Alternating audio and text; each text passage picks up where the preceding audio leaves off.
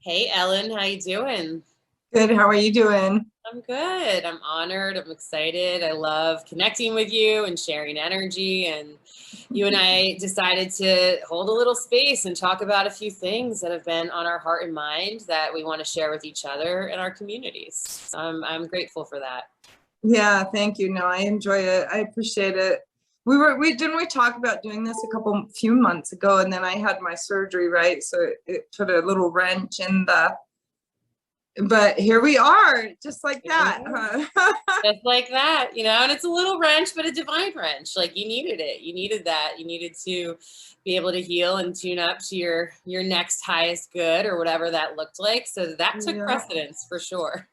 New now moment, and here we are now anyway, right? And it's kind of like perfect because one of the things we want to talk about is like healing our physical bodies while ascending.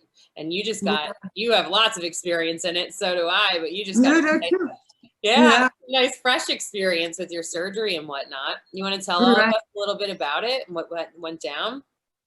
Yeah, I mean, some of my followers have probably already heard about it, but and I've gone through so many things. But in this case, I got brought into another layer of ascension where I ended up just really, really sick, and I fought for a few years to figure out what it is, because obviously I'm an intuitive and I'm a holistic person, and I teach ascension, and so a lot of the work that we're doing is healing our own bodies and going through this process of purging things that no longer serve us. And it's a process, isn't it? Because it's like 1 year you give up one thing, and it's hard, isn't it, to just let something go, like quitting drinking coffee or something like that. Well, in this case, I got brought into realizing that my breast implants were killing me, and they were really literally killing me. And I kept thinking that I had probably gotten sick from the smoking that I did, because I had quit smoking. As you know, we did a video on that a long time ago. But I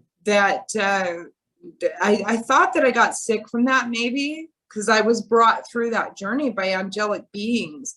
And so I went on the journey of healing that lung and rebuilding the cells and rebuilding my lung itself. And I went from flatlining 4 times to literally like, I can really breathe now. This one's still got a little work, but it's been 4 years, and they say you can rebuild your lungs after 7. So, and I was diagnosed with COPD and all that stuff, but I don't have any of it, like I'm doing fine. But I wasn't doing fine in the sense that I was still fit. I was fading away. My hair started to all fall out. I started to go blind in one of my eyes. I started to get so bedridden.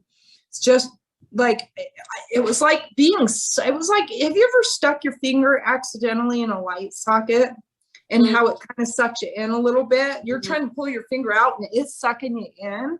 Well, the bed was doing that to me. It was kind of like I was just being sucked into that bed, because my body I didn't have any more life force in me to get up out of it.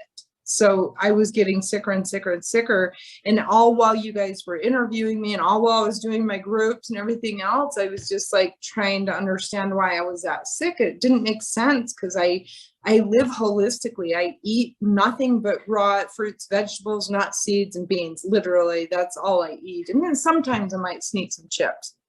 But other than that, I've given up coffee. I've given up alcohol. I've given up, cigarettes. I've given up everything else. And I live very Christically and holistically and clean. So I couldn't understand why I was sick. Right. And you're like, what the heck? I'm doing all the right things. Right. That's what this whole journey. Right. That's what the whole ascension's about. And after having my activation, of course, I saw that we're creators, and that I create my own reality. And if we live in alignment with source and with our true design, we will be healthy, and we can cure disease, and we can overcome things. So I really wasn't getting it until I realized that, well, wait a minute, I do have fake boobs in. And, obviously it was something I did in my 20s, when I was unconscious, and you know, I was in the mind control program, the Monarch program, and the MK Ultra, and the sex slave programming. I don't, we never done a video on that, but we can one day. I'd be honored to when you're. Yeah, I was very hardcore in that. And when I got activated, I broke out, and I saw the fragments of my mind, and I saw what they had done to split the mind. And it was really, really incredible. But I was very much in that programming. It's a terrible thing that they're doing there. But, and sadly, it affects so much of the United States, let alone others around the world. But it's really rampant in the United States.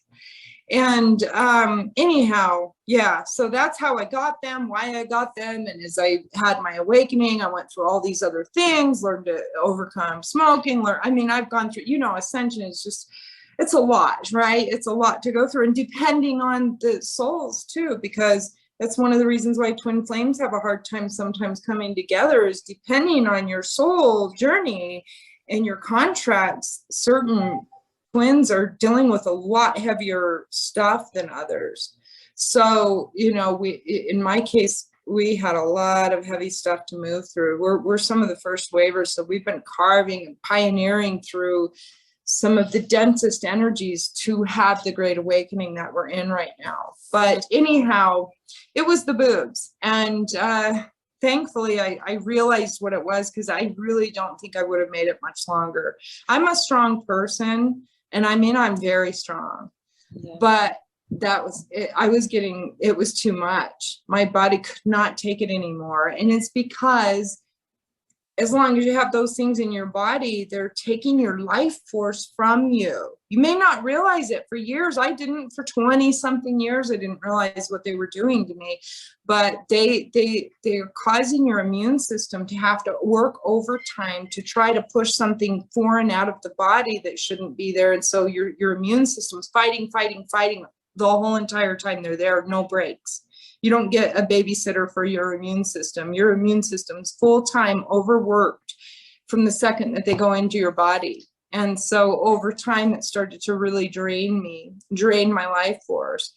But in addition to that, I was also shown by the light beings, because they were speaking to me in light language. And you work in this industry, in this field with the healing arts, so you deal with a lot of people that have different gifts with light language and things, right? For me, do you speak it?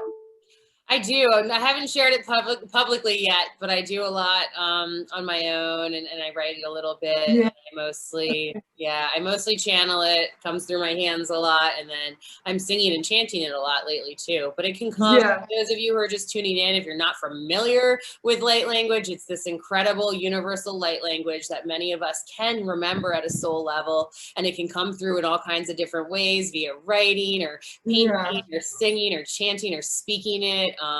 All kinds of different things. So, and you feel it. It's something you know it when you feel it and you hear it, and it resonates. It has a frequency to it. Yeah, thank you for that. So then I just want to add on that for me, I don't necessarily speak it, although after these got removed, I started to be able to speak it a little bit. It started to come through, but I've always been able to receive it. And for me, it's like, it's like a tapping in my DNA that I get, and I get the symbols too. So I see the light language symbols written into my DNA throughout my body, and I feel the tap, tap, tap, tick, tick, tick. And it's almost like an ant whisper by these other beings that I'm feeling in my DNA. And so that's how I receive it. And then I turn around and translate it in human language in the densest 3D way to explain it to anybody and everybody, right? So that's kind of maybe my gift, is to take that and turn around and just say it to anybody that can understand what I'm trying to say, if they're open. And it sounds like a reward for your hard work too. You've always been able to hear it, and it was always able to resonate with you, you said. And then after you went through your surgery and you started healing back up, it started to come in, you said, right? Or you started to be able to do the symbols? It's always come in ever since I was small, but I was able to now speak it. Where before I could hear the words and I could understand what they're saying. And I know people that speak it that don't understand what they're saying. Okay. they're not receiving the actual message. They're just translating what the words are that they're hearing. For me, I receive it and I understand the message and I can translate it in our language. But now I'm also getting some of the words to go with it so that I can translate what it means, what this word means and what they're saying. So anyhow, I just thought that was very interesting, but they did show me in light language. In my way of explaining what light language is it's really the star languages that were our original language, premortal, before we came to Earth. And so, and there's many languages, as I understand, with the star languages also, because there's many planetary systems, but I do believe that there was an original core language, but I could be wrong about that. But anyway, it's your star. Find out in beautiful divine time, hopefully. Right. It doesn't even really matter. It just matters that you're receiving it and you're understanding it right as we go. Yeah. But anyhow, so I was shown a lot of things through light language, through the translation of light language, surrounding the breast implants and how they affect your body, why they're bad for you, and how they affect your ascension process, because,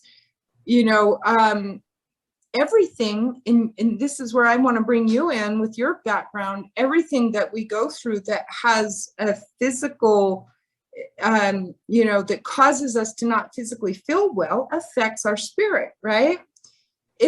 We have a mind, body, soul, they all go together. All four of your bodies need to be in alignment in order for you to truly be healthy, happy, whole, and ascend. And you can't just focus on your mental health and not worry about your physical health. And you can't just focus on your physical health and not worry about your spiritual health. They all need to be, you need to have a space for all of them. And they all matter and they're all connected. So if you miss the boat on one of them, you're going to have a problem later, right? It's true. And your vessel will let you know if you're missing the boat.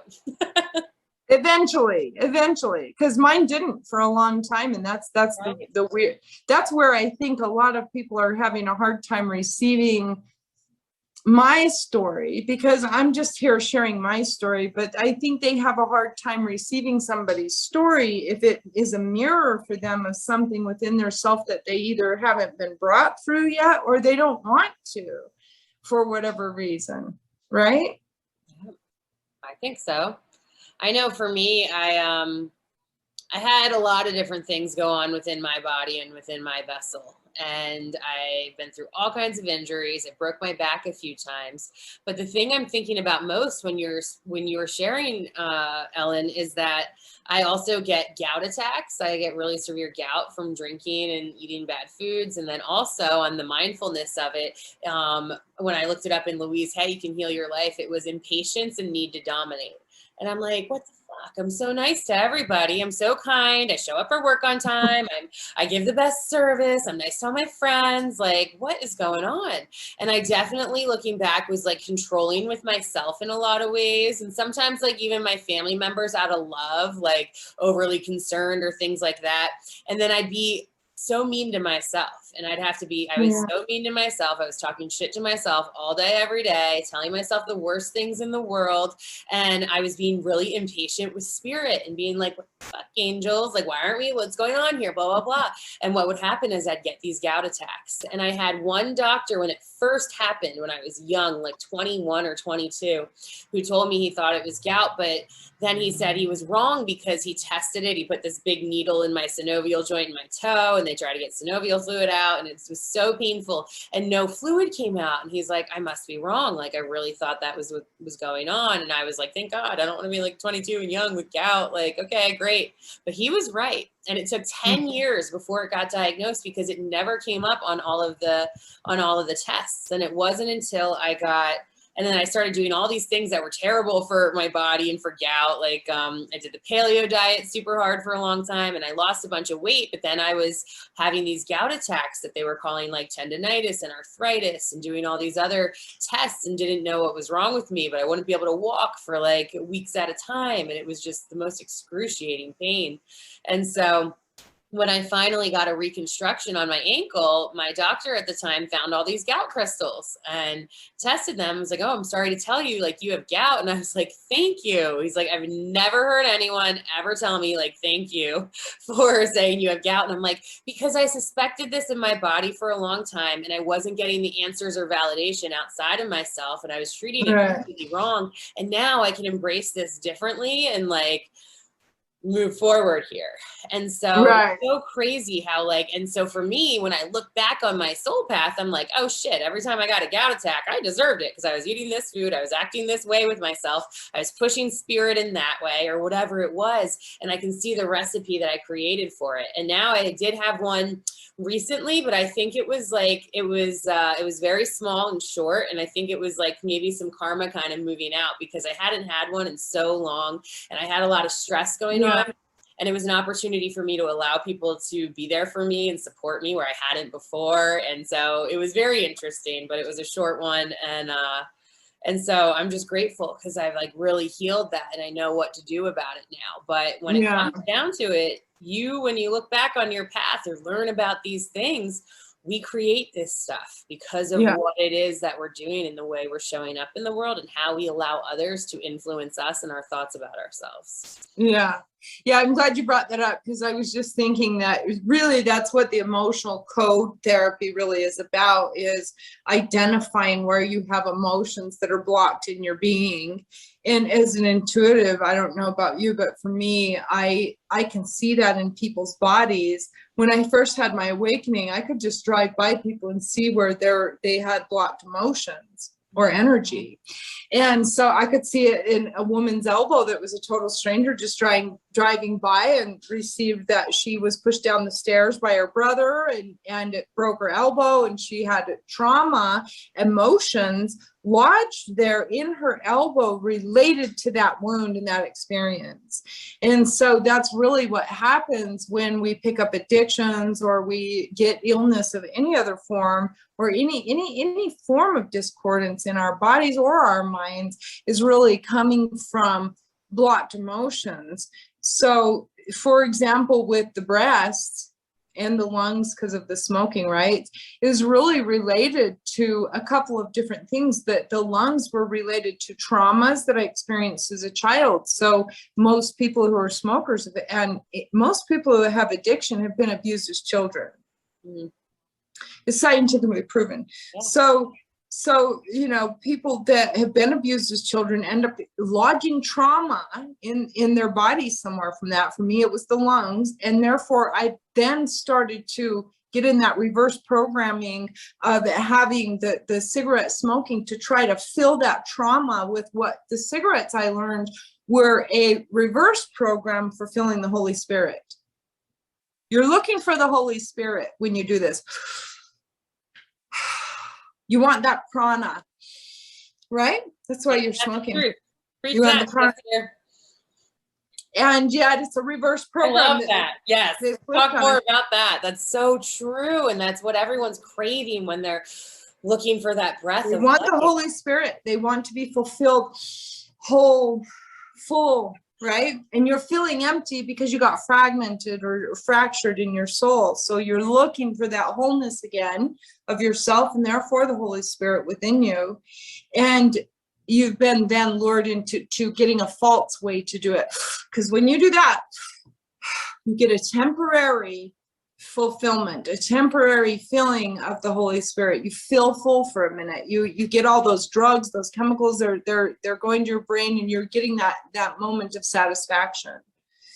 But it's temporary and it's false, and therefore it keeps you chasing that over and over and over and over and over. And you don't even get full breath. Like when you were just doing it by example, like I've seen that with so many people. I'm lucky in this lifetime, I never picked up cigarette smoking, thank goodness, but everyone I love pretty much has. And you're right. And I worked in restaurants forever and I would still go take a smoke break, even though I didn't smoke cigarettes, because I'd be like, I deserve 10 minutes too. But as soon as people take that break, it's and it's very short, upper chest. It's a very like shallow breath, and it's not even a full breath that people are putting in while like, you know, trying to bring in even more of that. So yeah, I need to do a video on that for people on the smoking. I never did, but I do want to do that to try to help them understand how to quit, because it actually becomes fairly easy when you understand what's going on with your mind, body, and soul. And then it's really just a rewiring, and you know, you have to go to war with Satan in some ways, but you know that that's what you're doing, and you do it, and you don't back down, and then it's over and you win.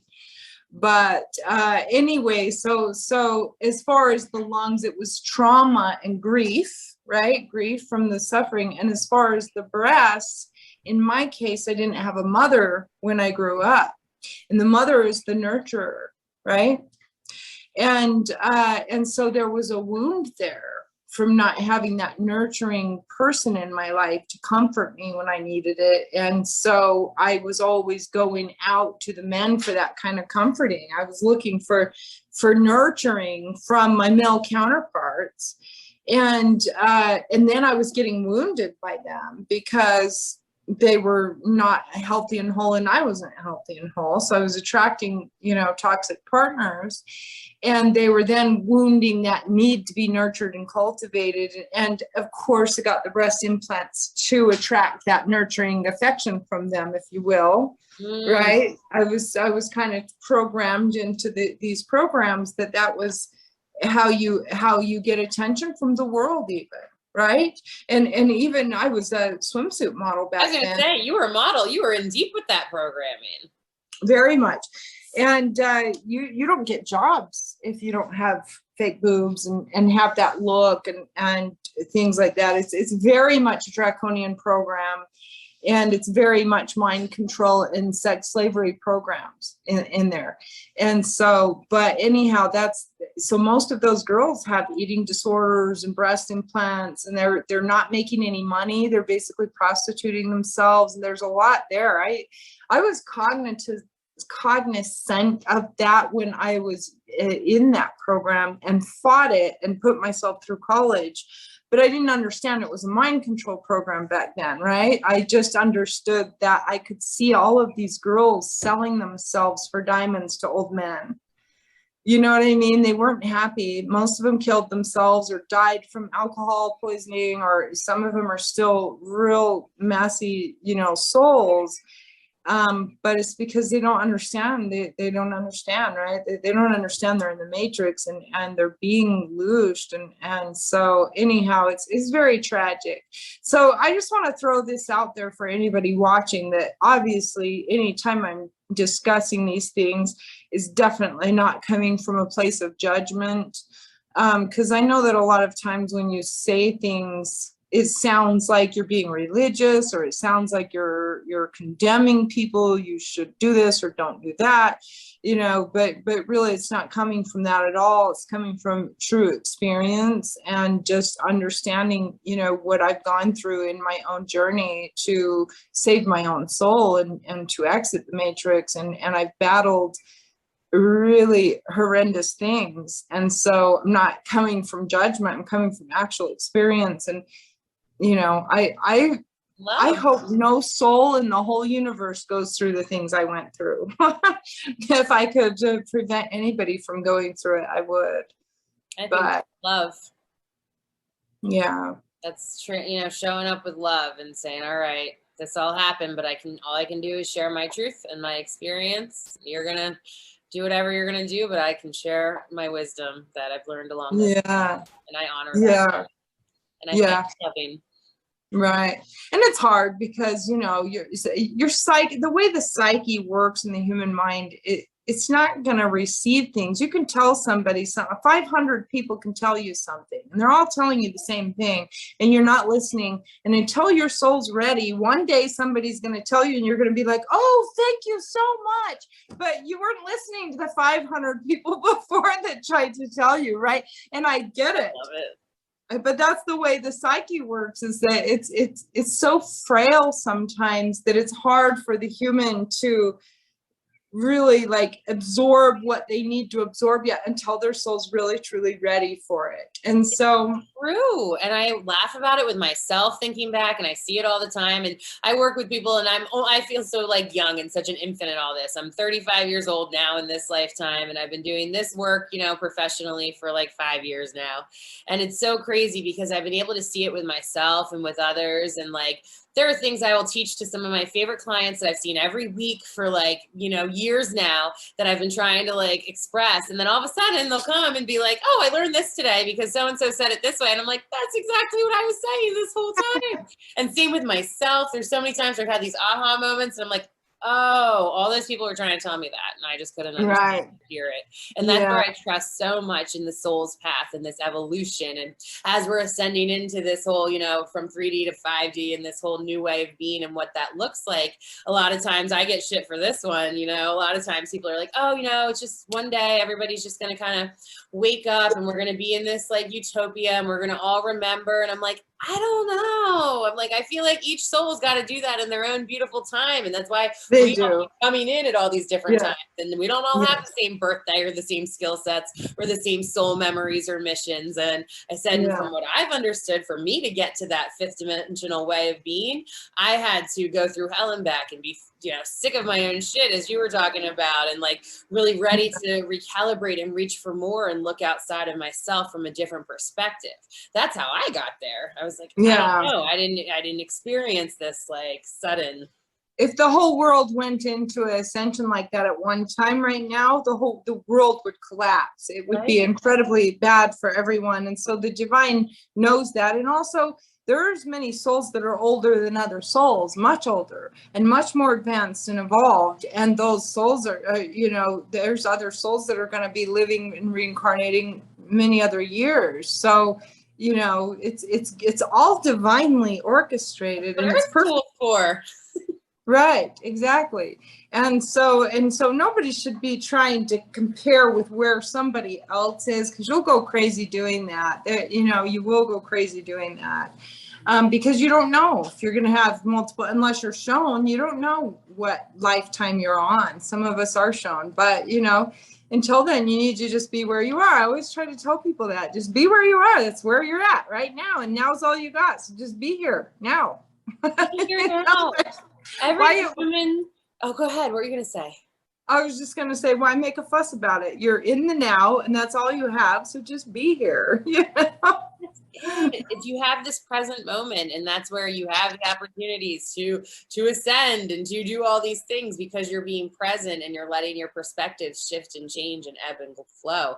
And you know, we have this chance right now, and it's an opportunity. Each moment is an opportunity, and it's what you want to do with it. And every human that I know, for the most part, even I've had, you know, the opportunity to work with like a lot of people who were criminals and sex offenders and people who've sat in the dark and stuff too. And even those people who I've sat with, every single one of us has this tiny little light in us. We have this purpose. We have this drive to want to be a better person the next day, to start getting control over who we are and to feel better and to call in more peace. And so I trust in that and in the human spirit. And I feel like that's what is going to lead us most through this whole ascension, individually and collectively. It's when we start to really call in ourselves and our own little lights and meet ourselves with honor and love and forgiveness, and start finding what lights us up and plugging in, you know, our passions in the world and finding purpose, is when we start to really find peace. And I have a lot of faith in a lot of the humans right now. Yeah, some of them are going to stay programmed forever, but there's so many who are ready and willing and want to. And like, I'm not going to close off a bridge. Like, I'm always going to have my hand out there planting seeds, you know, being there for support. The only one who can do it, I believe, the only person who can heal you is you. And that all the rest of us are just supporters and helpers and teachers, or people who said, this is how I did it. You know, you can figure out how you can do it. But, you know, that's where I get a lot of faith, because I see that light in so many people, even people who are just, you know, down and out on themselves or the things that have happened. There's still that flicker in there that you want to heal and become a better person. Yeah. Those that are ready to be activated can be activated, you know? Yeah. And that's also divine, because they won't get activated if they're not ready for it. So it's all divine, and it's all dependent upon the soul. And souls can also quantum jump and timeline jump if they're truly ready to have profound shift in their consciousness or their reality. So again, they're also the author of their own story if they want to be. But again, you also have to be open to that. So I think that what else were we going to talk about? That we were talking about how sometimes it's difficult for people to receive new layers of consciousness, if you will, or new information. Because isn't that what consciousness is, or light is? It's like a stream of consciousness. It's a stream of information or knowledge or wisdom that comes from the cosmos, especially that which is Christic, right? Truth. So, but it's hard sometimes for that stream to come through, even if it's coming from a person, or it's coming just from light codes, or it's coming from wherever. It's hard sometimes for it to come through clearly when there's energy blocks, right? And energy blocks, especially if it's coming through the crown or from a person telling you something, are going to start with your crown and your sixth chakra. So your sixth and seventh chakra have to be open in order for you to really receive new information and allow your psyche to absorb what's being presented to you. And that's where a lot of people get in trouble, is having a closed mind, a closed crown chakra, and a closed third eye, where you get set on your beliefs and you think you got it all figured out, so you're not willing to open so that you can see something that maybe you weren't seeing before. And that's really where a lot of our work is also, isn't it? That's where I found it, working on those tiny little baby steps each day, and, and holding space for myself and trusting, like, I can have an open crown chakra and, be 10 years old, and I'm still going to evolve and learn new things and let things come through that. There isn't like an end game in this. I think a lot of people think, okay, great, like I'm going to be perfectly healed and perfectly at peace and everything in my life is going to be wonderful. And it's kind of interesting, because I feel like the whole like spiritual ascension is kind of like, okay, I get it now. Like, please, sir, may I have some more? Like, it's like when you know better, then your higher self holds you accountable to do better. And the more information you choose to open yourself to, the more responsibility you have within yourself and the planet. And so it's so interesting, because everyone wants it, but it also comes with really being integral to yourself first and foremost, and then to those around you and your land and your countries and so on and so forth. Yeah, and that's a really valid and great point. I'm glad you brought that up, because that is key for a lot of people who are looking to be on the ascension path. Because I deal with a lot of people that come to me and they get angry because they haven't been getting access to the Akashic records, or they didn't have their third eye open, or they didn't have the Kundalini activation, or whatever it is, and they're angry. They're in that they're angry about it because they feel like they're, why do you get it and I don't get it, kind of a thing. But part of it's also coming from the fact that energy alone is going to hold them from it. They're, and isn't that energy is going to hold you from it? That's like being jealous of somebody else and expecting the world to give you something. And the world doesn't give you things when you're all jealous and bitter. That's not the way the universe and law of attraction works, right? So when you have an overwhelm, and it blocks off your chakras for receiving, because you're creating separation. Doesn't work that way at all. You just make more of your own shitstorm. Correct. Vortex. Right. And when you're mad at somebody else for having achieved it, you're out of alignment also. And the reason you haven't achieved it is because you're out of alignment. So your job is to get in alignment, not be angry at somebody else that has it, or that's had access to it, or that has evolved beyond you. Because again, there are souls here that are light years away from others. That means you may not have an enlightenment experience in this lifetime. It's gonna be rare. Even though we're having a great awakening in the collective, and we've reached a level where more than half of the humanity is aware of what we're experiencing with the cabal and all those other issues.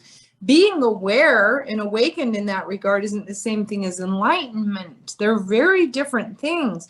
And so, and I think a lot of people need to hear and understand that too, because, and even with enlightenment or awakening, there's still layers of that, just like there's layers of ascension. So, and granted, there's profound activations that happen for those that are truly activated in light body and light codes and everything, that are given the mark of God. Those are the 144,000.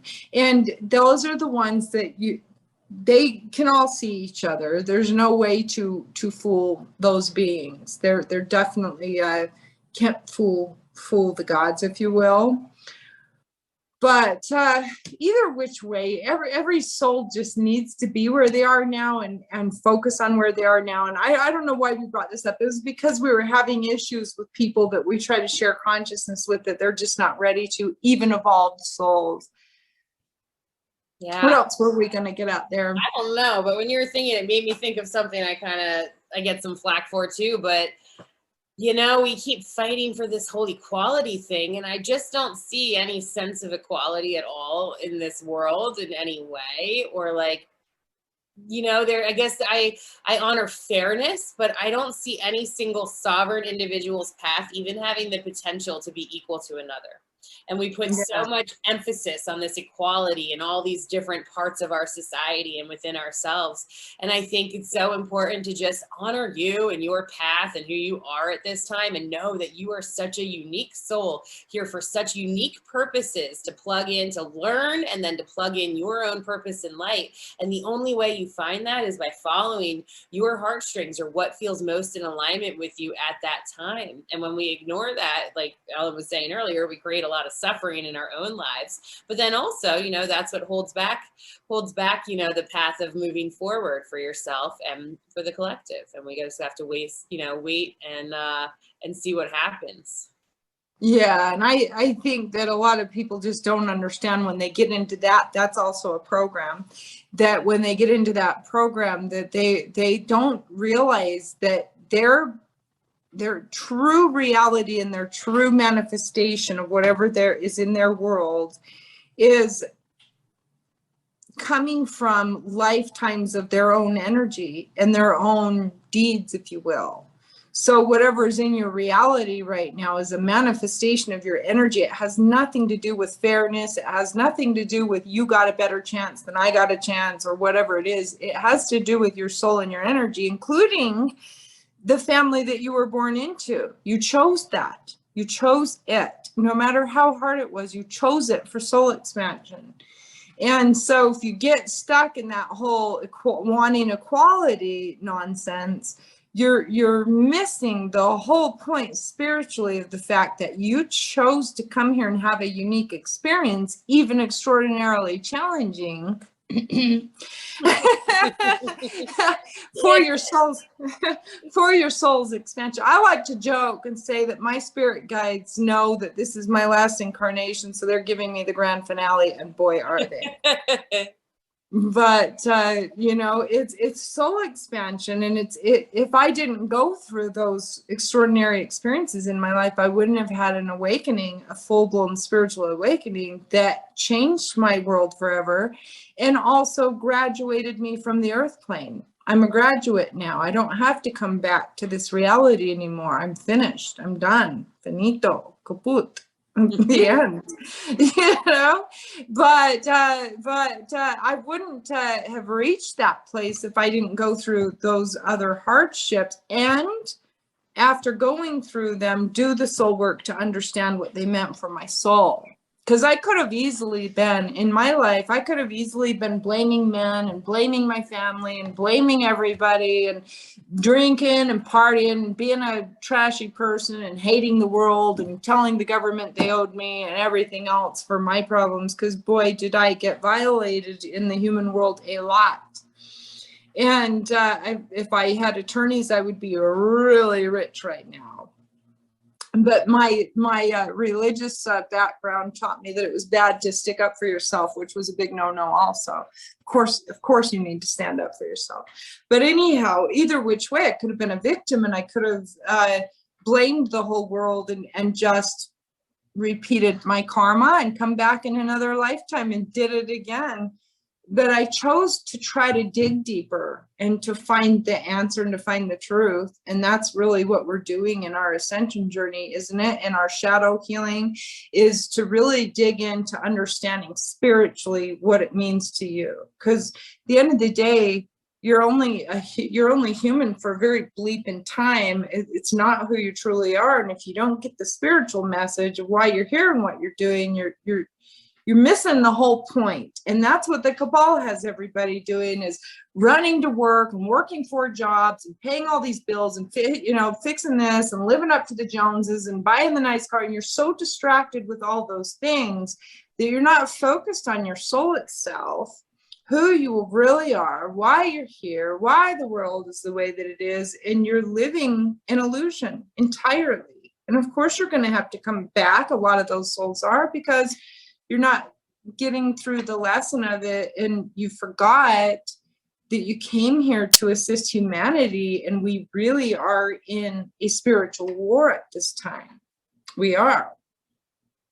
And no one was taught it, that's what encourages us to be brave, is like, all right, we got to look outside of all the things that we were taught, because all of our systems and societies and schools and religions and whatnot taught us to constantly operate in loops of guilt, shame, criticism, fear, competition, jealousy, anxiety, all of these things that are lower vibrational feelings that keep us constantly disservicing ourselves, and then not being able to even look outside of ourselves or our own things that are happening, because and that's intended to be that way, to keep us from enlightenment. When really, if you're like, okay, yeah, you know what, I'm stressed all the time and I'm operating on guilt and shame and fear. Yep, fear, a lot of fear, just paying the bills, all the things, whatever it is, that's your opportunity to say, okay, wait a minute, something's not in alignment anymore. And like, yeah, I'm a human. I've got commitments. I got to make these bills. I got to do these things. But why am I letting all of these energies control me and my vessel and my presence at all times? And I found for me, that's where I got a lot of the aha moments and the awakenings, being like, I don't want to feel this way. And it takes time. Like Ellen and I want to stress that yeah, there's such a thing as instant manifestation. If, like Ellen said, you're ready and your soul and your consciousness can handle that paradigm shifting moment at that time. But I know for me, it was a slow, sweet burn, and I had to bring this vessel back to life. And I had to show up every day and do my tapping and do my yoga and drink my freaking celery juice and all of the things that were going to bring me back to life. And that took devotion to myself, to my inner temple, to this whole entire way of being. And then with that devotion also comes integration. And integration happens after you're able to reflect and really start embodying some of these things that you're learning. And if you're someone who's going through pain and has been on this path, I just encourage you to hold space for yourself and keep showing up for your vessel every day, because you will heal it. You will, if you show up for it, but it will not happen overnight. And I mean, I know that happens for some people, and there are miracles out there if they're able to handle it, but that was not my experience. And my experience was continuing to show up for myself each day and allowing these things to integrate and doing the true work that's required in order to integrate the frequencies. Yeah, I absolutely agree with that. And it's kind of like you didn't like, for me, I didn't just start smoking one day and quit. I smoked for a lot of years. So the undoing of that also took time. And I want to, because I just remembered that I think we talked a little bit about another subject related to this that I really also want to bring up for anybody watching, because there is this mindset in the spiritual community that if you are high vibrational, that you can just think a nice positive thought and you won't be sick, or you won't get sick, or you won't have a problem with your body because you're so high vibe in your thoughts that you're just going to prevent that.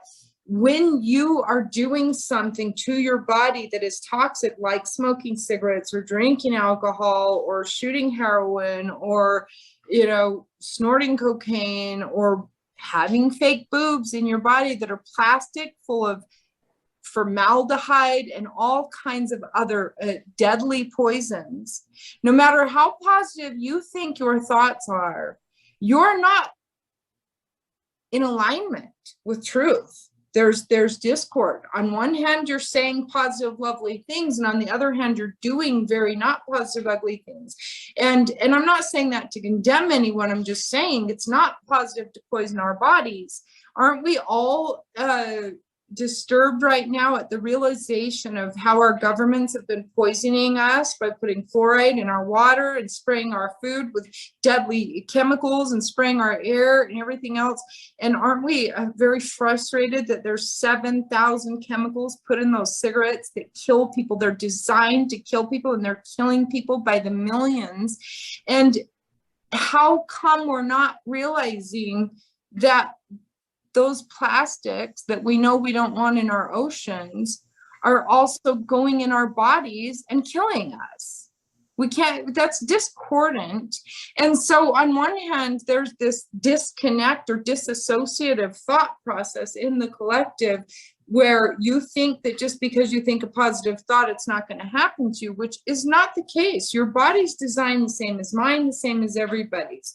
When you put poison in the body, eventually it's going to harm the body. You may not get sick the same way this one did or that one did, but the likelihood that you're sick or that you're going to get sick or that you're doing damage is already there, for one.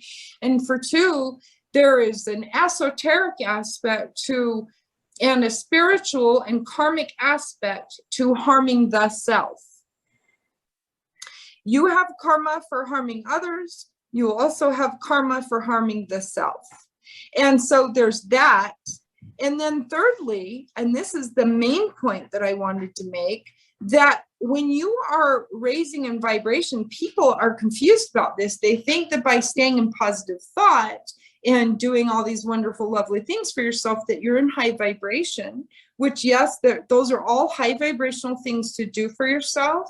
But the truth is that the higher that you vibrate and the more that you ascend, the more you're gonna purge those fake boobs, that you're gonna purge the coffee, you're gonna purge the cigarettes, you're gonna purge the alcohol, you're gonna get rid of the meat, you're gonna get rid of things, because you're more high vibe when you are purging those things, which means you're gonna go through some sickness and things as they cleanse out of you.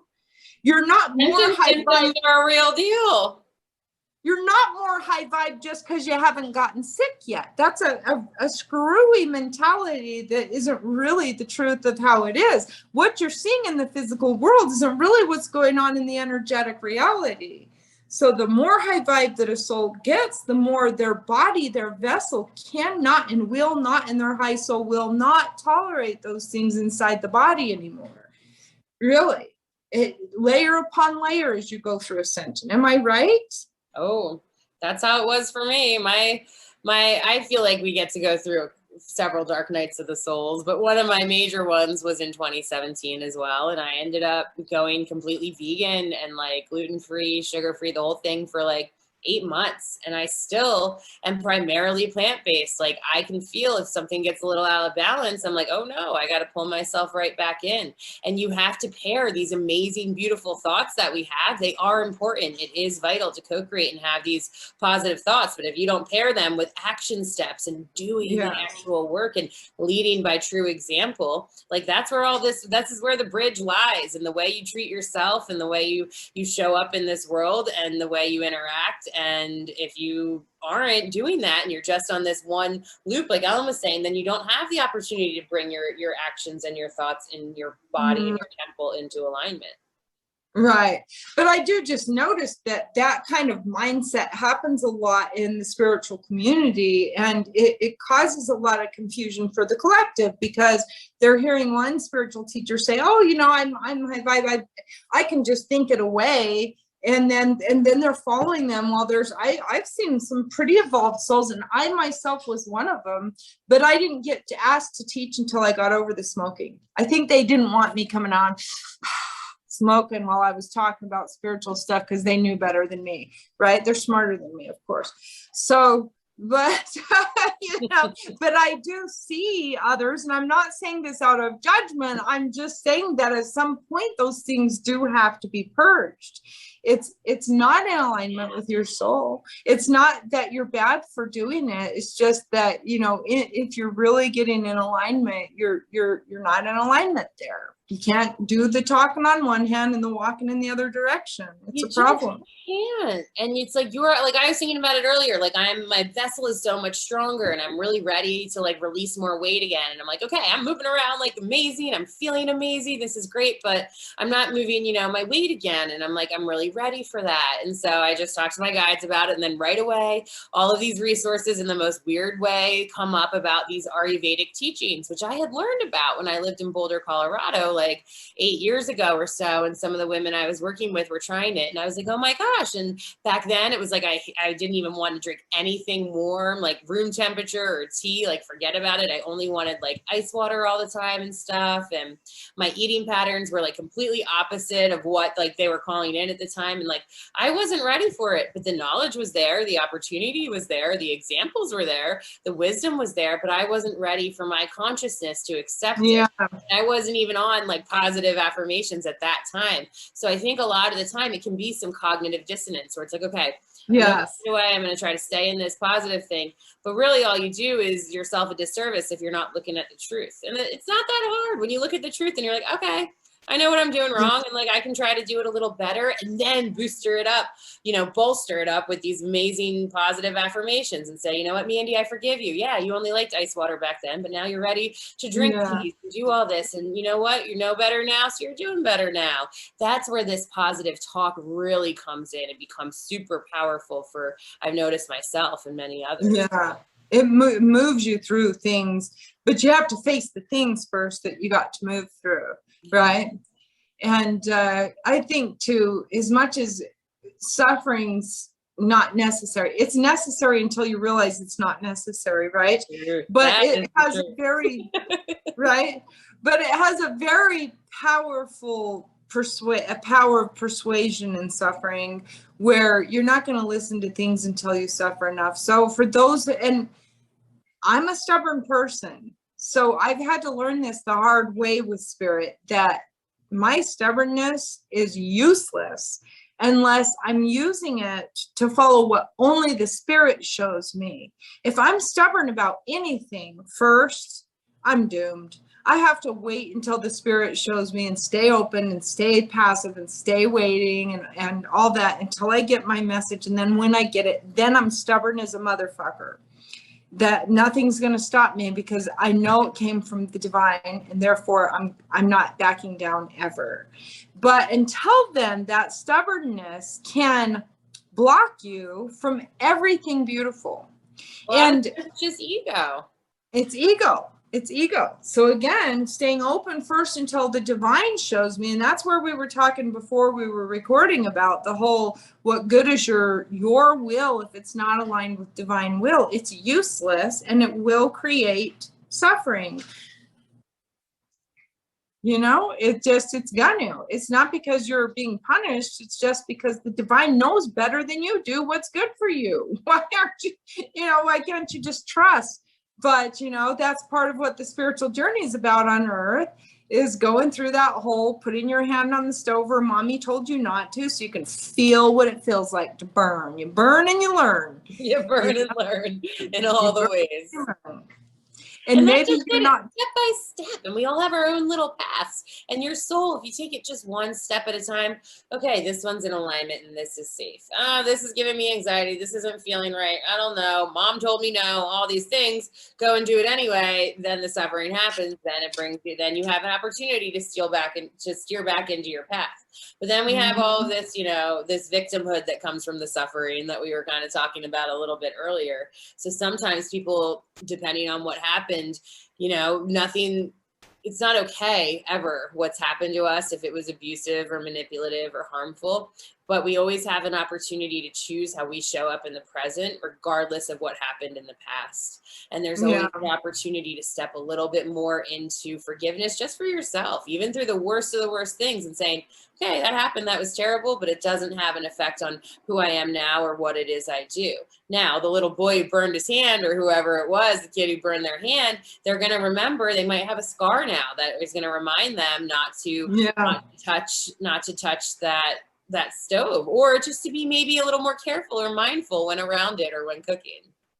Yeah, you burn and you learn. I like to say that it's tattooed into my soul, meaning that I was a stubborn fool and didn't get the message over and over and over 5,479 lifetimes before.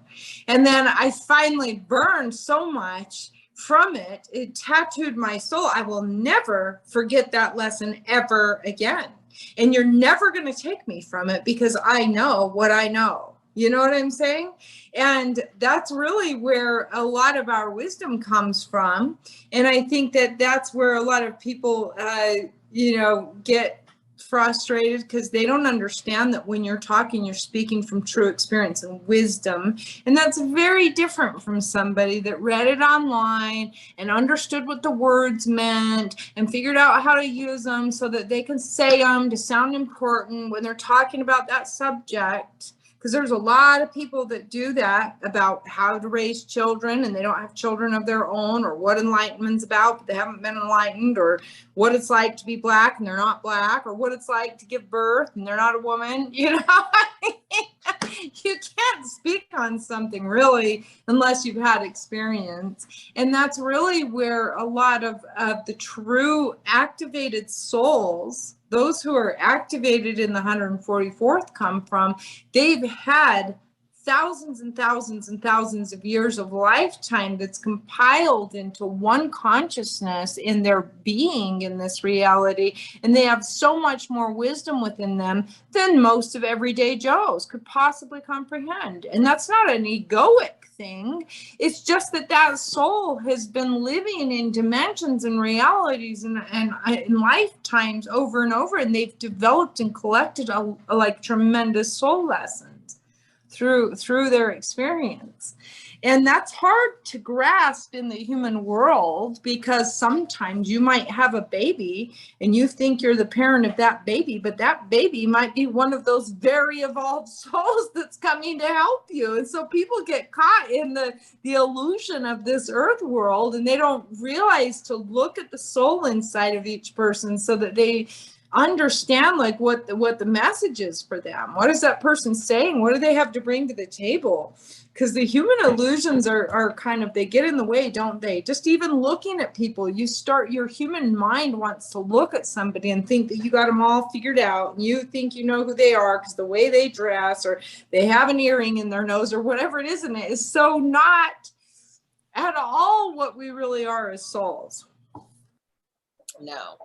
And the real true dirty work is right with yourself in your own present life, in your own current reality. And yes, we can travel to all these amazing other dimensions in the astral and see all these other things, but when it comes down to it, it's the integrity. It's the pairing the mindfulness with the actual action steps to bring you into even more alignment. And when you start getting a taste of it, you get thirsty for more, and your higher self holds you accountable. It's like the more you know, the less you know, and then you keep going and you keep expanding, and you will end up holding yourself to a higher, different standard depending on where you're vibrating. And then if you find yourself in comparison or in judgment or all of these other things, or anger or whatever, that's okay. Hold space for yourself, but also know there's an opportunity when you keep evolving where you just see every single other person exactly where they need to be. And you're like, whoa. Yeah. That's this time being so pissed off, but actually. Yeah, the truth is that even the souls who aren't enlightened, that are playing different roles on this earth plane, they probably don't even understand. They might be thinking there's something wrong with them. They don't even understand the profound role that they're having. Sometimes it's the ones that are maybe grungy characters. It's like everything that's happening on the earth plane is just a movie. It's a play that's playing out, that's already been written in the higher dimensions. And in the higher dimensions, we're all holding hands having fun, right? We're gonna all take a bow together and coaching ourselves. Get it. We're going to all hold hands and take a bow at our performance on earth. And so enlightenment or not enlightenment doesn't even matter, because what really matters is that everybody's playing a different role in the play of life. And those that are playing the darker characters, whatever, their role is profound in assisting to activate the others that are playing the role of enlightened beings. in the higher planes, we're all enlightened. That's really where we come from. And helping this earth plane, this dimension, this world to evolve, because we all agree that, you know, physical and mental and spiritual abuse sucks, and nobody wants it anymore, and it's not good for us, but we keep doing it and repeating it and all these things. And so we all agree that we want to start to end this, to mend it, to heal it, to invite in more peace. We'd all love to see our new babies being born, coming into this earth where they're held by their amazing little communities and they have their unconditional, loving, free range parents and all of this. But even those magical souls are still going to have to learn the boundaries of this realm and grow and learn and make mistakes in order to evolve. So we're always going to learn in this, I believe, in this similar way.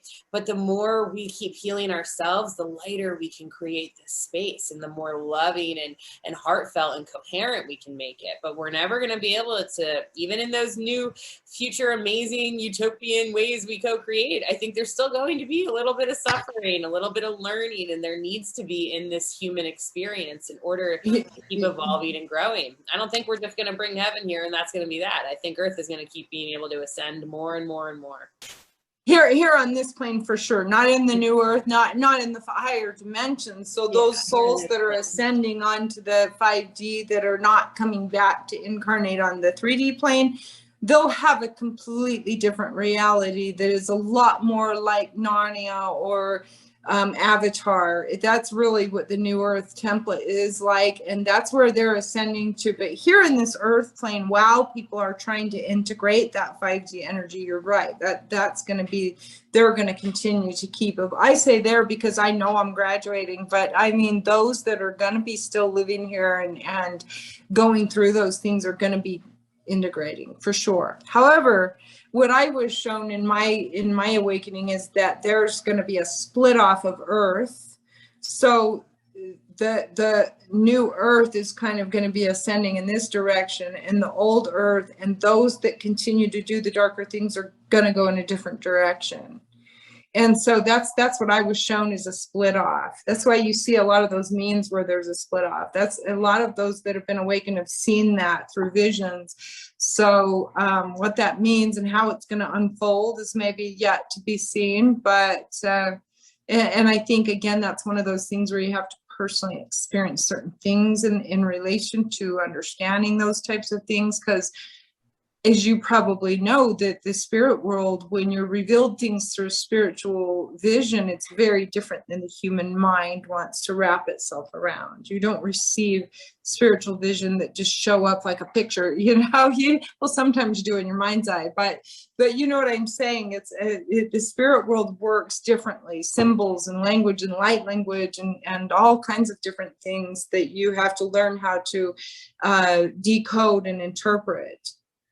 Right. So how it's all going to unfold is hard to say per se. It's like getting a vision, and sometimes you see the vision, but how it unplays in the physical world can be a little bit different than what your vision was or dream.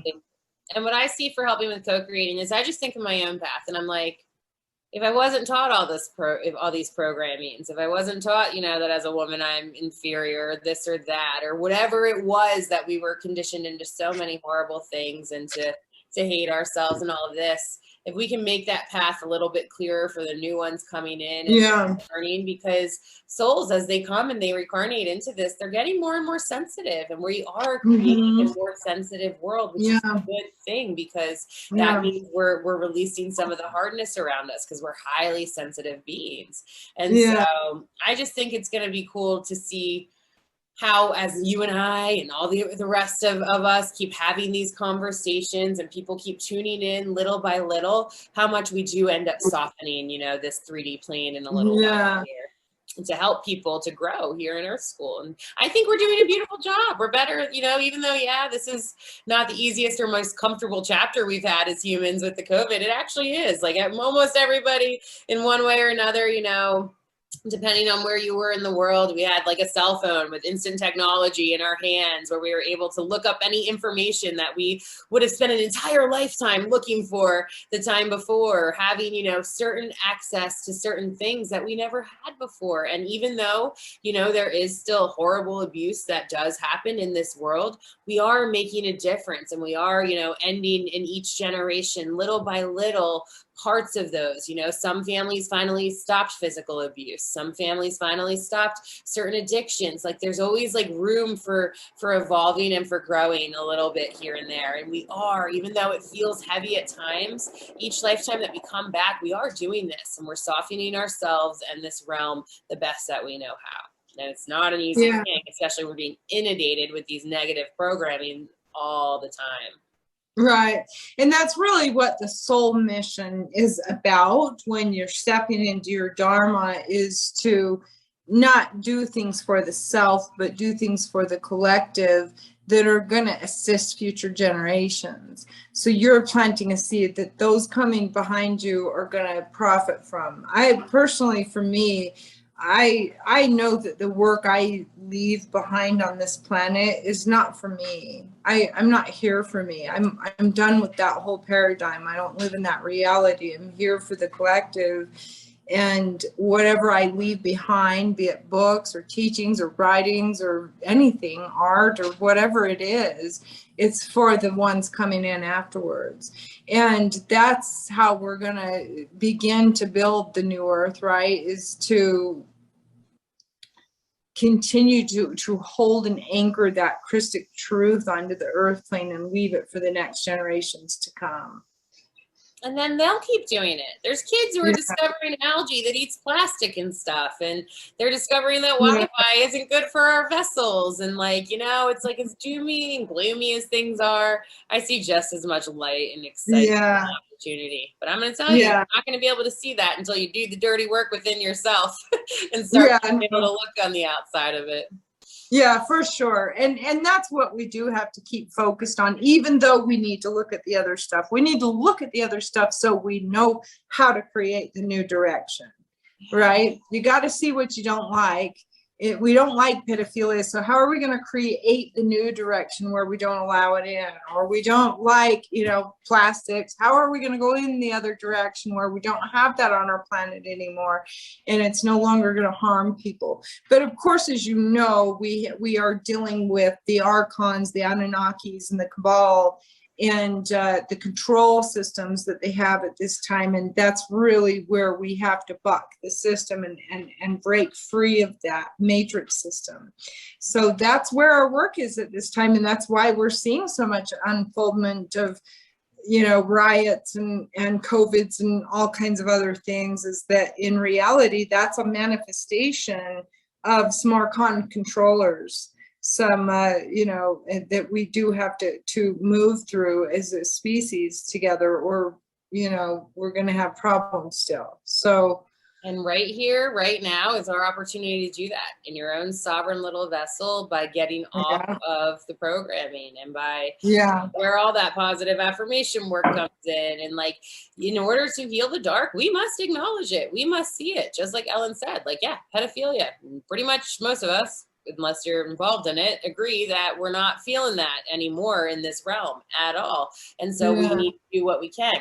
How do we do that? Well, we got to acknowledge it. We got to tend to the wound. We got to put salt water in it and let it heal, and figure out what we need to do to bring light to it and bring it to the surface. Because when we stay in cognitive dissonance, when we ignore a lot of these things, they have opportunity to keep growing and festering because we have fear and we don't want to look at it. Just the same within our bodies. Like you were saying before, you know, you didn't know, you know, until you knew that your implants were poisoning you. But when you did, you figured it out, and then you had to address it and assess it and do what you needed to do to heal that wound, to bring yourself quicker than shit. In the snap of a finger, they were out. There's no time to be messing around with your body, Templin. And of course, knowing what I know as an Ascension guide and an ascended person, an enlightened person, it makes so much sense. Like, you stuck plastic in your body. What were you thinking? You know, So it's so obvious to me, but I don't mean to say that to hurt anybody else that's not seeing it. You know, I'm just saying for me, it's just like, wow, how did I not like connect the dots on that one? Granted, my work and my being guided into the quitting smoking was a tremendous layer of my journey. As I told you, I went through my Garden of Gethsemane experience where I was being used to transmute energies and souls suffering, thousands and thousands of souls. My vessel was being used to help them to move through the fourth dimension. And it was a tremendous experience of suffering for 4 years. So I was focused on that, and I was focused on healing my lung. And so I can see why it took me a while to understand that I was going to have to do that too. And I'm not feeling like I was neglected by the divine or anything, because I know what I was going through up until that point. So I'm kind of quite sure that I don't think I would have been able to handle both at the same time. It was a lot that I was being put through. And that's how I look at it with myself and with my healing journey. And I've needed little by little, and some things need to be released at certain times, and then other things need to be brought in at certain times, and we need to honor the balance of our vessel and what it's needing at that time. So that could have been shocking to do all of those at once to your system. Yeah, I don't think I would have been able to handle it. I was literally fighting to save my vessel right after I quit smoking. So I was shown that I was going to have to do that. So I was working every day to rebuild my lungs. I was cognitively working with the light and restructuring my cells. I was doing a lot of light work on my own vessel to replenish and renew the damage that I did, and to heal and to save myself. And I was going to the gym, and I was working out, and I was doing breathing exercises and all these things. And it was a full-time job to do that. So I don't think I could have handled going through both at the same time, except that as I was fading out with the smoking thing, I was getting sicker in the bed. And it was like, shouldn't I be getting better and not worse? You know, that I started to really, and finally it was just like, look, I did everything you told me to do. What is it? Everything. And I need answers now, because if you don't fix this, I'm coming home. And I meant it. Like I know that I wouldn't have survived much longer if I wouldn't have got to the root of what was causing me being in a sick bed too. Because I was going to the gym, and in the gym I was sitting in the sauna to detox from smoking. And I didn't realize that I was completely cooking those plastic bags, and they were releasing more poisons to me, and it was going straight to my brain and killing me. It's horrible. What I've learned about the breast implant illness is absolutely horrific. My experience is horrific, but I am deeply, see this shirt? Blessed. I am deeply blessed. I got to keep my own. And I have friends that did not. They lost both of their breasts because of these implants. They got cancer. They've lost organs. I have several friends that have gone through horrible things because of them. I am so lucky that my situation, granted, I was getting extremely sick. I was on the scales of a more sick person from the breast implant illness, but I didn't lose my breasts, and I don't have cancer. That was a lot of light work to make sure that my vessel was healthy, that I was working on for decades. You know, I've been working on this for a long time. So I was lucky that I didn't have that manifest in the midst of everything that I was still dealing with, because I was working so hard with the light to do, the Ascension stuff. But, at the same time, I still have pain from it, and I'll still have years probably of suffering from it. And I don't think that any of us really have any idea the damage that we're going to be dealing with throughout our lives over it. It's like how do you really know what you would be like if you didn't drink fluoride in your water? What would you be like today? Right. What would you be like if you didn't have that gout in your foot? What would you really be like if you didn't have those ailments? And where are the ailments coming from? And why are we doing it to ourselves and each other? Because that's, imagine the eternal essence of our soul, which is perfect, youthful, beautiful, eternally. Now imagine the youthful beauty and eternal glory and light that's in us, that we would be even looking like. We wouldn't have these wrinkles. These wrinkles came from all of that crap. The smoking, the poison, the boobs, the wrong mates, the everything. They wouldn't be here if we were always in alignment with our true original Christic coding, our true blueprint. We would be living way longer lives. We would be eating pure, beautiful food coming straight from the earth, Mother Earth's gifts, life-giving foods, right? We wouldn't have weight issues. We wouldn't have these things. Our organs are getting taxed. Our brains are getting taxed. Our hearts are getting taxed.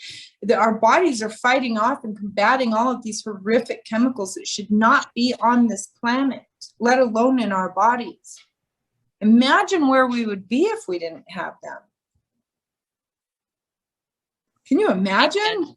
I can. And I just keep thinking about how many people are getting more and more sensitive, or realizing, like you had with your implants. And I have several friends who've had serious dental work issues and getting poisoning from dental implants and other things in our bodies. And, you know, our bodies are they're gonna tell you eventually. If you're not noticing it, if you're not in tune with it, it's eventually going to scream at you about things.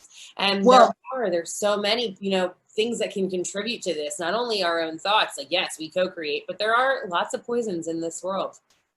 Well, that's exactly why I want to put that back out into the spiritual community, that somebody who gets sick or purges from breast implants or smoking or anything else isn't necessarily a lower vibration than you. They may be actually higher vibration because they've done the energetic work that their vessel can no longer handle that stuff. The more light you take into your vessel, the more it will completely purge things that you really should have never done. Yep. Sorry, that's the cold, hard truth that nobody wants to swallow, you know, but it's the truth. And you're not more high vibe just because you thought a positive thought and didn't get sick yet. You just haven't learned that lesson yet. You don't understand. And the more you keep raising your vibration, the more you may not like it, but you're going to have to change things. You're going to have to change things. And sometimes it can be as simple as, I was listening to your last video about your breast implants, and I was just looking at you. And even from then, that video till now, I see so much even more light coming back to you and stuff. And it's just cool to witness. So I honor that. But you were talking about, you know, just the bridge, like, yeah, a lot of us on the spiritual path, like, are pretty holistic and into a lot of Eastern medicines and natural things and herbal remedies. But at the same time, there is a place for Western medicine, in particular, orthopedics and emergency surgery and these things that we've spent lifetimes learning about the body. And there can be a beautiful bridge between both. I think when it comes to internal medicine and pharmaceuticals, we got like way too out of hand with that. And we can take a lot of notes from the communities and the ancients and the tribal traditions. But then when it comes to some orthopedics and life-saving surgeries, I am grateful those exist in this world, and for the amazing work, you know, that the scientists and doctors have done. And just like you were given that shout out in your last video, or the breast implant one. Well, thank you for reiterating that, because, you know, there's a saying that says a speaker of truth has no friends. And when I say things like that, I piss off the people in the spiritual community, and I piss off people in the Western medicine community, and I piss off, you know, all kinds of people. But I'm just saying the truth is that the truth is in all things, and the truth is in balance. And I do love the spiritual community because of the fact that they're on the path of, you know, alignment, but they're still out of alignment if they're out of alignment. And you're out of alignment if you're poo-pooing on the souls that are doing some of that Western medicine work that is life-saving. And I am not... and believe me, I've been in that mindset before, and I've done harm to the collective by stating things like, oh, boo-hoo, you know, Western medicine. But I'm in a stage now of my own evolution where I've integrated that also. And I value that the spirit works through all beings. And sometimes the spirit will even work through some of the lowliest of beings on the earth. And it doesn't mean they're enlightened or anything else. It just means that that's the way the spirit works. And the moment that we start poo-pooing on people, because that's just an ego mind to categorize everything, right? All the Western medicine's bad and all the spiritual stuff is good and all of that, you know what I mean? It's just the way the ego mind wants to categorize things. And the spirit does not work that way at all. Not that I've seen so far. Yeah. So love me, hate me, but it is what it is, you know. That's and how I'm I not going to stop. I can just show up in my current truth today. Yeah. Take it or leave it. I'm not for everyone. And I'm not going to shut up either for anybody. So, you know, I'm here to serve the truth. I serve the divine, and I'm here for the collective. But, you know, if you're having a problem with what I'm saying, then you probably should look at that. That's because it means you're probably, you know, you're not seeing what I'm saying, or you're not ready to see it, or whatever. But I'm only speaking out of love and truth and experience. Triggers are opportunities to heal and to bring yourself into a higher perspective of unattachment and neutrality. Yeah. So yeah. I would just say, if something's really getting to me, what is it? And there is such a thing as sacred anger. If I see, you know, a puppy, I always use the example of puppy getting kicked or animal abuse or someone getting hurt. Yeah. Like, yeah, that's going to set off some sacred rage in me. I should be triggered. Everybody else, yeah, you know, I should, but that's one of the few times I use it. Like, that's a pretty natural human reaction to that, because it's not okay. It's imbalanced. That's so then, different than the trigger, though. Bring that. Exactly. Those are the triggers that you honor and help you to bring into your intuition, into what is in alignment for you. Right. Those are instincts. Those are sacred primal instincts that need to be honored, because that is your sacred soul telling you that what they're doing is wrong. And that's very different than being triggered and, you know, not wanting to face something within your own self that needs to be healed, and then projecting it onto somebody else because you yourself don't want to do your own inner work. And you feel them in different places of your vessel if you let yourself tune in to where these energies come from and when. Yeah, totally. Well, I am going to have to end the call because I need to get ready for my next session. But it was a pleasure again to talk with you. And it's been a long time, but it was really nice. It was really nice, Ellen. I honor you. I'm so grateful to walk this path with you and to know you in this lifetime. And for those of you who've tuned into this discussion, stay tuned, because more will be coming. Yeah, awesome. See you next time. Take care. Okay, bye.